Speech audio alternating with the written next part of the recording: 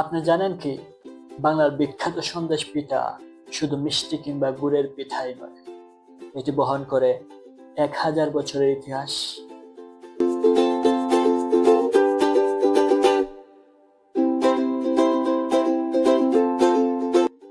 চলেন, বৈশালীর পিঠাপুলির এই দ্বিতীয় আয়োজনে আজকে আপনাদের শোনাবো হানদেশ, আন্দেশ কিংবা শুদ্ধ সন্দেশের এক অজানা ইতিহাস।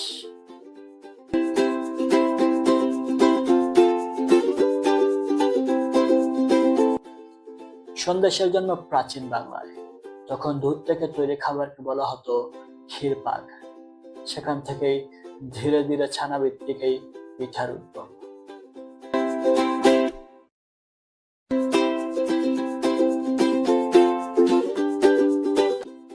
সন্দেশ শব্দটি এসেছে সংস্কৃত থেকে, যার অর্থ সংবাদ বা সুখবর।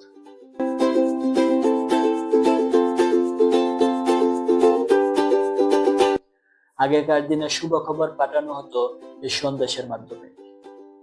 নবান্ন, বিয়ে, জন্ম সব উৎসবেই সন্দেশ ছিল অপরিহার্য।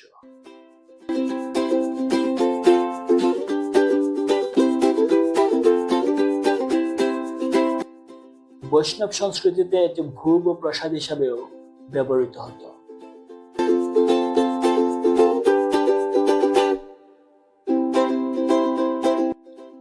ঔপনিবেশিক যুগে কলকাতার সন্দেশ পায় তার নতুন রূপ, ছাঁচ, নকশার স্বাদ আর নানান রূপ।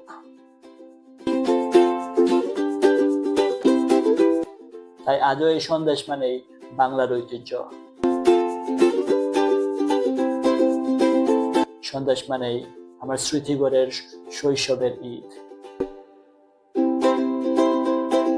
সন্দেশ মানেই কাবেরীকে নিজ হাতে তৈরি গুড়ের পিঠা খাওয়ানো।